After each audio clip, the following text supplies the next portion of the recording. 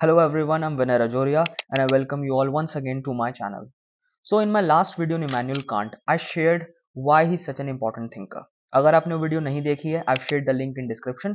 वो आप देख लीजिए, आपको कंटेक्स्ट मिल जाएगा और फिर वापस आ जाइए. So आज की वीडियो में moving one step ahead in understanding the philosophy of Kant, which he presented in his seminal book of 1781, which is called The Critique of Pure Reason.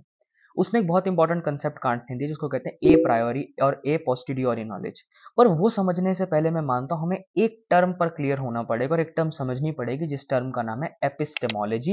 Epistemology क्या होती है, क्यों, why should we care about it, क्यों जाने उसके बारे में।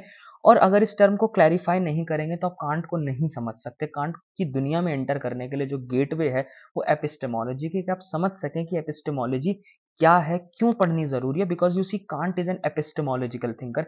Epistemology की फील्ड में कांट ने बहुत कंट्रीब्यूट कर, आज तक उनके कंट्रीब्यूशन को डिस्कस और डिबेट किया जाता है। So we need to get clear on these terms, क्योंकि सी ऐसा ना हो कि मैं जब एपिस्टेमोलॉजी कह रहा हूं तो आप समझ ना पा रहे हो, क्योंकि वोकैबुलरी बहुत जरूरी होती है किसी भी फील्ड ऑफ स्टडी को समझने के लिए। अक्सर जब मेरे फ्रेंड्स या स्टूडेंट्स जब भी मुझे कहते हैं कि सर फिलोसफी पढ़ी नहीं जाती, आप समझाया करो या क्लैरिफाई करो, उसे सिंप्लीफाई करो, तो एक बहुत बड़ा जो रीजन होता है कि क्यों लोग फिलोसफी से घबराते हैं, किसी भी एकेडमिक किताब को पढ़ने से कतराते हैं, उन्हें मुश्किल लगती है, उसका कारण सबसे बड़ा ये है क्योंकि उनके पास एक वोकैबुलरी नहीं होती उस फील्ड को समझने के लिए। देखिए, जो भी एकेडमिक इंसान या जो भी इंसान फिलोसोफर है जो किताब लिख रहा है फिलोसफी की, वो ये मानकर चलता है कि जो पढ़ रहे होंगे लोग वो वोकैबुलरी जानते होंगे, क्योंकि अब वो वोकैबुलरी उनको बार बार समझाएंगे नहीं। जैसे सीधी सी बात, अगर कोई राइटर एक नॉवल या पोयम लिखता है तो वो उसके वर्ड मीनिंग्स आपको नहीं देगा, वो एक्सपेक्ट करता है कि आपको वर्ड मीनिंग्स पता होंगे, तभी आप उसकी कहानी और उसकी पोयम जो भी है कविता उसे समझ पाएंगे। फिलोसफी भी बिल्कुल ऐसी, बल्कि फिलोसफी नहीं, हर एकेडमिक फील्ड है जिसमें भी आप पढ़ रहे हैं तो आप देखेंगे उसमें एक सर्टेन सेट ऑफ ये इनहेरेंट होता है कि यू शुड बी नोइंग और should be aware of certain number of terms. तो फिलोसफी को समझने के लिए एक टर्म एपिस्टेमोलॉजी है जो समझनी जरूरी है हमारे लिए। So what is epistemology? देखिए, टर्म्स जो होती हैं एकेडमिक टर्म्स, वो उनकी खूबसूरत बात क्या होती है कि वो सुनने में बड़ी कठिन लगती हैं पर होती बहुत आसान है। एक बार उसका आप मतलब समझ लेंगे तो आप चीजें बहुत लॉजिकल लगती है और बहुत सरल हो जाती हैं चीजें। एपिस्टेमोलॉजी बिल्कुल एक ऐसी टर्म है, सुनने में कठिन लेकिन मीनिंग बहुत सरल है। और आप अपनी आम जिंदगी में कितनी बार एपिस्टेमोलॉजिकली सोचते हैं, आप कितनी बार एपिस्टेमोलॉजी की चीजों के बारे में चिंतन करते होंगे और खुद भी बल्कि इंटरैक्ट करते होंगे इन चीजों के, बस आपको पता नहीं है कि एपिस्टेमोलॉजी है क्या। वो ऐसी बात है कि हर इंसान फिलोसोफर होता है, उसे बस पता नहीं है कि वो फिलोसोफर है। So what is epistemology? Epistemology की पहले आप कंस्ट्रक्शन देखिए कि वर्ड बना कैसे और आया कहां से है। एपिस्टेमोलॉजी दो वर्ड्स को मिलकर बना है, एक वर्ड है एपिस्टीम और एक वर्ड है लोगोस, जो कि दोनों ग्रीक भाषा के वर्ड हैं, ठीक है, यूनानी भाषा से आए हैं। एपिस्टीम का मतलब होता है नॉलेज, यानी ज्ञान को कहते हैं। लोगोस आपको पता है, लोगोस वर्ड का मतलब होता है knowledge, a set of knowledge, एक मतलब स्टडी को आप कह सकते हैं, कायदे से किसी चीज को पढ़ने को कहते हैं। I am doing a logos of it. Logy इसी से वर्ड है, बायोलॉजी के अंदर आप देखेंगे, सोशियोलॉजी में देखेंगे, तो ये जो लॉजी लगा हुआ है ये सेम वर्ड है जिसका मतलब है स्टडी। तो एपिस्टेमोलॉजी का लिटरल मीनिंग हो गया द स्टडी ऑफ नॉलेज, यानी ज्ञान की ही, नॉलेज की ही स्टडी करना। अब ये बड़ी अजीब सी बात लगेगी आपको कि नॉलेज की स्टडी करना, अक्सर हम जब स्टडी करते हैं तो नॉलेज पाने के लिए करते हैं, पर ये नॉलेज की ही नॉलेज पाना ही एपिस्टेमोलॉजी है। तो एपिस्टेमोलॉजी का मतलब हुआ द स्टडी ऑफ नॉलेज। अब सवाल ये उठता है आपके मन में आ रहा होगा, थोड़े कंफ्यूज भी हो रहे होंगे कि आखिर अगर इसमें पढ़ते क्या है, इसका सब्जेक्ट ऑफ स्टडी क्या है। जैसे बायोलॉजी के अंदर भैया बॉडी की स्टडी है, सोशियोलॉजी में समाज की स्टडी है, साइकोलॉजी में कॉन्शियसनेस साइकी की स्टडी है, तो एपिस्टेमोलॉजी में किसकी स्टडी है, तो उसका सब्जेक्ट एरियाज क्या है। सिंपल सी बात है, देखिए, एपिस्टेमोलॉजिस्ट के मानते हैं, और ये ठीक बात है, कि जो इंसान है वो एक अवेयर ह्यूमन बीइंग है, एक अवेयर एनिमल है, एक अवेयर क्रीचर है। इन द सेंस हमारे पास बहुत सारी चीजों को लेकर इन्फॉर्मेशन है। सही है कि गलत, ये बात की बात है, लेकिन हमारे पास बहुत सारी चीजों को लेकर इन्फॉर्मेशन है, हमारी राय होती है, ओपिनियंस है, आइडियाज हैं हमारे पास, उसके बाद हमारे पास बिलीफ्स है, फेथ है, हमारी आस्थाएं, विश्वास है। हम बहुत सारी चीजों के बारे में बहुत कुछ जानते हैं और अवेयर है उन चीजों को लेकर। एपिस्टेमोलॉजी यही सवाल ये करती है, जो एपिस्टेमोलॉजी का मेन सवाल है, और वो ये है, how do we know what do we know. हम जो भी जानते हैं, हम जिस भी चीज के बारे में हमारे पास इंफॉर्मेशन है, पर वो इंफॉर्मेशन हमारे पास आई कहां से, उसका सोर्स क्या है। इन द सेंस कि हमने कोई भी चीज जो हम जानते हैं, जो हम ठोक के कह सकते हैं कि ये मैं जानता हूँ या ये मुझे पता है, मुझे पता है मैं हूँ, मुझे पता है दुनिया है, मुझे पता है बोतल है, मुझे पता है सेब है, मुझे पता है ईश्वर है, मुझे पता है सरकार है, जो भी कुछ हमें पता है, everything, each and everything which we know, how do we know it, हमें उसके बारे में कैसे पता चला, उसका सोर्स क्या था। किस सोर्स से आई है। दूसरा सवाल जो एपिस्टेमोलॉजी करती है वो सोर्स कितना रिलायबल है, क्या वो ठीक भी सोर्स है, जानने का नहीं है, क्या उस पर ट्रस्ट किया जा सकता है, नहीं किया जा सकता। तीसरा है अगर हम किसी चीज के बारे में जानते हैं तो हम कितना जान सकते हैं, मतलब हद क्या है, what is the limitation of knowledge, किस हद तक किसी चीज को हम जान सकते हैं। ये जो सारे सवाल है बहुत इंटरेस्टिंग दुनिया में हमें ले चलते हैं और हम बहुत सारी चीजों को जो यूं ही मान लेते हैं, ग्रांटेड ले लेते हैं, वो सब खत्म होने लगता है। इसलिए एपिस्टेमोलॉजी एक बहुत ही खूबसूरत ब्रांच ऑफ फिलोसफी है जो बहुत ही फैसिनेटिंग डिस्कशंस ओपन कर देते, अलग ही दरवाजे खोल देते और आपको लगने लगता है कि जितनी हम एक स्मग सेटिस्फैक्शन में एक मतलब संतुष्ट रहते हैं ना कि हाँ मुझे पता है तो पता ही होगा, वो वैसी नहीं है। हमें कोई भी चीज जो पता है उसका कुछ कारण रहा होगा, वो किस सोर्स से आई है। ये जो टॉपिक्स पे जब डिस्कशन होती है तो एपिस्टेमोलॉजी उसे कहते हैं। और आप देखेंगे ये हम लोग निरंतर अपने जीवन में हर दिन करते हैं। Each and every day we do these things when we are confronted with new information. तब हम सोचते हैं ये हमें कैसे पता चला, मैं इसमें यकीन क्यों। So basically we can say epistemology ये स्टडी करती है कि how do we know, what do we know. जो भी हमें पता है दुनिया के बारे में, जो मेरे आइडियाज हैं, विचार हैं, आस्थाएं हैं, वट एवर आई नो, जो सारा सेट ऑफ नॉलेज मेरे पास है, या एज अ स्पीशीज हमें क्या पता है, इंडिविजुअली हमें क्या पता है, ऑनलाइन दुनिया में क्या पता है, जितने भी इंसानों को जो कुछ भी पता है वो उन्हें कैसे पता चला, हमें ये इंफॉर्मेशन कहाँ से मिल रही है, और उस सेट ऑफ इंफॉर्मेशन का सोर्स क्या है। तो ये एपिस्टेमोलॉजी का सब्जेक्ट एरिया ऑफ स्टडी है, जिसमें कांट को बहुत इंटरेस्ट है। और कांट आप देखेंगे बहुत फैंटेस्टिक आइडियाज इस पर देने वाले हैं जो आज भी रेलेवेंट है। अगर आप साइकोलॉजी पढ़ते हैं, और साइकोलॉजी के अंदर एक चैप्टर है 11th स्टैंडर्ड में पढ़ाया जाता है which is called perception and sensation, तो आप देखेंगे उसमें Kantian ideas, Kantian epistemological ideas आपको मिलेंगे ही मिलेंगे, और वो कांट की उसमें कंट्रीब्यूशन बहुत जबरदस्त। और आप देखेंगे कि फिलोसफी की कई ब्रांचेस हैं। ब्रांचेस का मतलब अलग अलग तरह के सेट ऑफ क्वेश्चंस है जो फिलोसोफर्स पूछते हैं, तो हमने उनको बांट दिए। इवन दो ये सीधी सी बात है, बहुत ओवरलैपिंग होती है,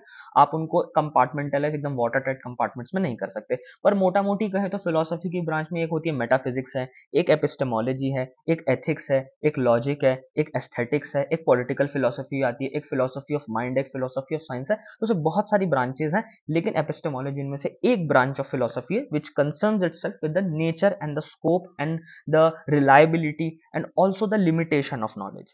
इस बात को और आसानी से समझाने के लिए मैं आपको कुछ एग्जांपल्स देता हूँ, एग्जांपल से बात अक्सर क्लियर हो जाती है। तो जैसे एपिस्टेमोलॉजिस्ट कैसे क्वेश्चंस करते हैं और कैसे एक थॉट प्रोसेस काम करता है। तो जैसे मान लीजिए अगर किसी ने आपके घर में कहा कि भैया Modi is the prime minister of India, ये एक नॉलेज है, एक आइडिया है जो आपके पास है, कि नॉलेज आपको ज्ञान है कि हाँ मोदी प्रधानमंत्री होता है ना, who is the prime minister of India, आपने कहा प्रधानमंत्री Modi. Epistemologist will ask you कि how do you know that, how do you know that प्रधानमंत्री Modi is the prime minister वही है। ये नहीं कि कौन है प्रधानमंत्री, बल्कि आपको कैसे पता कि वो प्रधानमंत्री है। तो रिप्लाई में इंसान जो आंसर देगा वो एपिस्टेमोलॉजी समझाएगा उसकी, कि उसको कैसे पता चला, ये ज्ञान उसको कैसे मिला। सो कोई कह सकता है कि मैंने टीवी पर देखा था, या मैंने न्यूज़पेपर में पढ़ा था, या मैंने चाय की टपरी पर सुना था। अब जो ये आंसर दे रहा है इंसान, आप देखेंगे या तो उसने देखा है, पढ़ा है, या सुना है। बेसिकली उसकी जो ये नॉलेज है कि Modi is the prime minister of India, ये सेंसरी है, यानी सेंसिस से जाना है उसने कि मोदी प्रधानमंत्री है। तो आप देखेंगे एपिस्टेमोलॉजी में एक तरीका जिससे हम ज्ञान अर्जित करते हैं, ज्ञान इकट्ठा करते हैं दुनिया के बारे में अपने, वो है सेंसेस। दूसरा एग्जांपल लेते हैं, मान लीजिए आपके घर में एक बच्चा है 4-5 साल का, घर में चाय आती है, मेज पे रखी जाती है, और वो बच्चा गर्म चाय को देखकर थोड़ा डर ले लगता है, भागने लगता है। तो आपने पूछा बच्चे से कि भाई तुम क्यों डर रहे हो, तो कहता है कि नहीं चाय गर्म होगी, हाथ जल जाएगा। तो आपने उससे पूछा कि ये जो नॉलेज है उसके पास कि चाय जो गर्म होती है उससे हाथ जल जाता है, तो वो बिना चाय को छुए इस बार दूर भाग रहा है, वो समझ गया कि चाय से हाथ जलता है। तो ये जो नॉलेज है उस बच्चे के पास, ये उसके पास कैसे आई। तो क्वेश्चन आता है कि how does he know this thing. तो जब आप पूछोगे भाई तुम क्यों डर रहे हो, तो ये नॉलेज तुम्हारे पास, बेसिकली और आस्किंग ये नॉलेज तुम्हारे पास कैसे आई। तो कहेगा नहीं 2-3 दिन पहले चाय थी, मेरे हाथ पर लग गई थी या जल गया था, मैंने छू लेता तो गर्म लग गई। अब आप देख रहे हो जो नॉलेज थी कि चाय से हाथ जलता है, गर्म चाय से दूर भागना चाहिए, जो अवेयरनेस है, जो नॉलेज है उसके पास, इसका सोर्स क्या है, ये कैसे पता चली, उसकी एपिस्टेमोलॉजी क्या है। तो वो एपिस्टेमोलॉजी है अनुभव, यानी एक्सपीरियंस। उसने जाना कि गर्म चाय से हाथ जलता है, तो ऐसी चीजों से भैया दूर ही रहो। तो आप देख रहे हैं यही एपिस्टेमोलॉजिकल एक आर्ग्यूमेंट है। अब मैं आपको दूसरा एग्जांपल देता हूँ जो इंटरेस्टिंग है। मान लीजिए आपने एक बच्चे से पूछा भैया 2 - 2 कितना होता है, बच्चे ने झट से आंसर दिया 0 होता है। भाई इसमें क्या सोचने वाली बात है। आप अब जो एपिस्टेमोलॉजिकल सवाल होगा वो ये होगा कि ठीक है 0 होता है, लेकिन तुम्हें कैसे पता आंसर 0 होगा, how do you know that answer will be 0। अब देखिए यहाँ इंटरेस्टिंग है, यहाँ बच्चा ये नहीं कह सकता कि भाई मैंने जीरो देखा है, क्योंकि जीरो मतलब हो गया नथिंग। आप कुछ भी नथिंग देख नहीं सकते, कुछ भी नहीं है तो दिखेगा ही नहीं। तो आप देखा नहीं है, सुना भी नहीं है जीरो को, चखा भी नहीं है जीरो को, महसूस भी नहीं किया है, सूंघा भी नहीं है। इसका मतलब जो जीरो से पता तो है, ये उसकी नॉलेज में है कि जीरो जैसी चीज कोई होती है, क्लियर बात है, जीरो वो जानता है, पर ये सेंसेस से नहीं जाना है उसने। तो फिर किससे जाना है? यहाँ आंसर है रीजन का, तर्क से जाना है। यानी ये लॉजिकल लगता है कि हाँ, जब सब कुछ में से सब कुछ चला जाएगा, यानी टू में से टू ही चला जाएगा, तो कुछ भी नहीं बचेगा। अब यहाँ पर अनुभव से नहीं जाना है। इस तरह एपिस्टेमोलॉजिस्ट क्या कहेंगे कि आपने चीज अनुभव से नहीं, ये चीज रीजन से, तर्क से, लॉजिक से जानी है। ये एक और तरीका है दुनिया को समझने का। तो एपिस्टेमोलॉजिस्ट इस तरीके से दुनिया के जो फैक्ट्स और इन्फॉर्मेशन उसको टटोलते हैं on the basis of how do we. अब आप ये जानने के बाद बोलेंगे कि भैया ये तो बड़ी ऑब्वियस सी चीज है, बड़ी एपेरेंट सी चीज है, ठीक है भाई, दुनिया के बारे में पता है तो जान ही लेंगे, कैसे जाना होगा, देखा होगा, सुना होगा, दिमाग लगाया होगा। पर आप देखते हैं बात इतनी आसान है नहीं। जब आप इस एपिस्टेमोलॉजिकल लेंस को, ये तो आम जिंदगी की चीजें थी जो बहुत आसान होती है, लेकिन जब आप इस चीजों को बहुत गहरी और बड़ी चीजों पर पुट करने लगते हो, इस एपिस्टेमोलॉजिकल लेंस से बड़े सवालों पर क्वेश्चन करने लगते हो, तब आपको दिखता है फिलोसफी का लुत्फ आने लगता है, डिस्कशन और गहरी होने लगती है, और सवाल और ज्यादा पेचीदा होने लगते हैं। और जब वो होगा तो आपके पैरों की जमीन खिसकने लगती है, और आपको लगता है कि जितनी भी चीज हम ग्रांटेड लेकर चलते हैं, जिस पर एकदम ठोक कर बोलते हैं कि हमें एकदम यकीन है ये है, उतना यकीन होगा नहीं आपको। यही फिलॉसफी का मजा। जैसे मैं आपको मिसाल देता हूँ, अभी तक तो भैया हाथ गर्म था और दुनिया कैसे, प्रधानमंत्री कौन है, ये सब की बात थी। अगर मैं यही एपिस्टेमोलॉजिकल सवाल यहाँ करूँ कि how do you know that you exist, आपको ये ज्ञान है, अवेयरनेस है, नॉलेज है कि मैं ये हूँ, पर एपिस्टेमोलॉजिकल ये पूछ सकते हैं how do you know that you exist, आपको कैसे पता कि आप हो। ये कितना इंटरेस्टिंग सवाल है। दूसरा सवाल ये हो सकता है, मान लीजिए रिलीजन पर है, आप मानते हैं ईश्वर है, एपिस्टेमोलॉजिस्ट ये सवाल पूछेंगे आपसे how do you know that God exist, आपको कैसे पता है, क्या आपने अनुभव किया है, क्या वो तर्क से जाना है आपने, क्या अपने मेमोरी से जाना है, what is the source of your belief, of your opinion, of your faith, that या जो नॉलेज मानते हैं कि ये तो भाई ट्रुथ है, that God exist, how do you know that, evidence दो उस चीज के। तो आप देखेंगे डिस्कशन इंटरेस्ट। वहीं पर तीसरा सवाल ये हो सकता है कि कुछ लोग आत्मा में मानते हैं, तो आप क्वेश्चन एपिस्टेमोलॉजी का ये दाग सकते हैं, और जो एपिस्टेमोलॉजिस्ट पूछते हैं कि आत्मा में जो मानते हैं उनसे पूछ सकते हैं how do you know that a soul और स्पिरिट एग्जिस्ट, क्या वो अनुभव किया है आपने, या तर्क कहता है आपका, या क्या है उसका basis, how do you know that and how reliable is the source of saying. उसी तरह से आप देखेंगे लोगों के अंदर ये आइडिया है कि सबको स्कूल जाना ही चाहिए। अब बच्चों से पूछो, वो मानेंगे हाँ सबको स्कूल जाना ही चाहिए, ये एक अग्रीड थिंग है। पर एपिस्टेमोलॉजिस्ट यहाँ पर क्या क्वेश्चन दागेगा, और वो दागेंगे कि हाउ डू यू नो कि सबको स्कूल जाना ही चाहिए, मतलब it's not a natural fact, how do you no this thing. और आप देखेंगे सवाल पूछते हुए थोड़ा सक पका जाएंगे, because it is a very strange question to ask, क्योंकि वो उनकी वो एक्सेप्टेड आइडियाज को क्वेश्चन कर रहे हो। लेकिन ये बहुत स्ट्रेंज क्वेश्चन लगेगा, but it's a very important question to ask कि how do you know that we should all go to school. और आप देखेंगे सामने से आंसर क्या आएगा, बहुत इजी सा आंसर, वो कहते हैं क्योंकि सब कहते हैं तो स्कूल जाना ही चाहिए, बिकॉज बड़े यही कहते हैं कि स्कूल जाना ही चाहिए, और बड़े भी स्कूल गए हैं तो हमें भी जाना ही चाहिए। आप देखेंगे इससे एक बहुत गहरी चीज पता चलती है, वो क्या है कि people usually go to school because यहाँ देखेंगे अथॉरिटी के एपिस्टेमोलॉजी, क्योंकि बड़े कह रहे हैं तो वो हमारी नॉलेज मान ली जाएगी, उसको हम आइडिया मान लेंगे, because the others are saying, the elders and the more powerful people than us are saying it to be true, so it is true. वो इसलिए सच है क्योंकि बड़े यही कह रहे हैं, क्योंकि बड़ों ने यही कहा स्कूल जाना है तो जाना है स्कूल। आप देखेंगे इस तरीके से पता चलता है हमारी बहुत सारी एपिस्टेमोलॉजी जो होती है, जो नॉलेज होती है, वो इसलिए है क्योंकि others have said, had passed down it to us, और हमने अनक्वेश्चनिंगली उसे एक्सेप्ट कर लिया, हमने मान लिया कि हाँ क्योंकि वो कह रहे हैं तो सही कह रहे होंगे। पर आप देखेंगे the epistemologist would ask another question is that कि किसी भी चीज को मानने के लिए, किसी भी चीज को जानने के लिए, क्या ये ठीक आर्ग्यूमेंट होगा, क्या ये ठीक सोर्स है कि because authority is saying, someone bigger and upper, वो आपसे ऊपर पावरफुल पोजीशन में अगर कोई आपको कोई कह रहा है, आपके एल्डर्स कुछ कह रहे हैं, is that a good enough reason to believe in something, is that a good enough reason to have knowledge, is that a good enough source of knowledge for truth, क्या वो ट्रुथ के लिए सही source है, just because others are doing it so it must be true. That is the interesting thing, that are the interesting questions which epistemology makes you ask and which are very crucial to understanding today's world. इसलिए आप देखेंगे epistemology का result क्या होता है, when you enter this world of epistemology you become skeptical about knowledge, आप knowledge के हर सोर्स को क्वेश्चन करने लगते हो। और I think which is very essential in today's time, जहाँ पर इंफॉर्मेशन का एवलांच है, इतनी मतलब फॉल्स इंफॉर्मेशन का इतना एवलांच है, इतनी ज्यादा एक्सेस है, फ्लडिंग है, इसमें जरूरी है कि हम ये एपिस्टेमोलॉजी का फिल्टर लगाएं और स्केप्टिकली सोचें कि which is the right source of information, जिस पर हम अपना वर्ल्ड व्यू बिल्ड कर सकते हैं, हम नजरिया बिल्ड कर सकते हैं, जिस पर हम अपनी दुनिया अपना एक नजरिया, अपना परसेप्शन बिल्ड कर रहे हैं, इसलिए बहुत जरूरी है। एपिस्टेमोलॉजी की आज अगर रेलेवेंस देखें तो जैसे आजकल लोग कई बड़ी बड़ी दलीलें दे देते हैं, और जब पूछो कि भाई how do you know that, तो कहते हैं मैंने व्हाट्सएप पर जाना था, मेरे व्हाट्सएप पर आया था, या फेसबुक पर देखा था, यूट्यूब पर आया था। तो आप फिर क्वेश्चन पूछते हैं कि how reliable is that information, क्या उस पर ट्रस्ट किया जा सकता है उस इन्फॉर्मेशन, मैंने न्यूज चैनल पर देखा था, कौन सी सोर्स ऑफ इन्फॉर्मेशन ज्यादा ठीक है। ये सारी डिबेट और डिस्कशन बहुत फैसिनेटिंग होती है, एपिस्टेमोलॉजी से निकलती है, खासकर आज की दुनिया में जब इंफॉर्मेशन की एक्सप्लोजन, एक एवलांच ऑफ इंफॉर्मेशन है।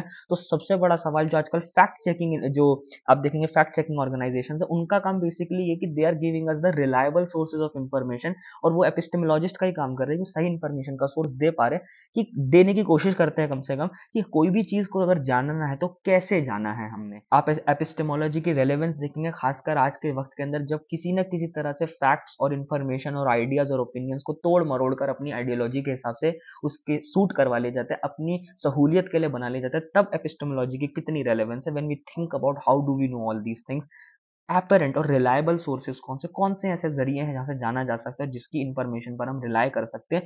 क्योंकि देखिए आफ्टर ऑल जो इंफॉर्मेशन हमें मिल रही है, जिस सोर्स से मिल रही है, उसी से हम अपना वर्ल्ड व्यू, उसी से हम अपना नजरिया, उसी से अपना एक परसेप्शन दुनिया का पैदा कर रहे हैं। इसलिए एपिस्टेमोलॉजी बहुत ही रेलेवेंट फील्ड ऑफ स्टडी। बहरहाल आज I think I have been able to make you understand what epistemology is. अगले वीडियो के अंदर I talk about the two major schools of epistemology, जिसके रिएक्शन में Kant is giving his own philosophy, his own epistemological stand point, which are the rationalist school of epistemology and the empirical school of epistemology, जो मैं next video में discuss करूंगा। To get an update for that video, आप late ना हो सके to join with us, subscribe to my channel, like this video, and I hope to see you next time.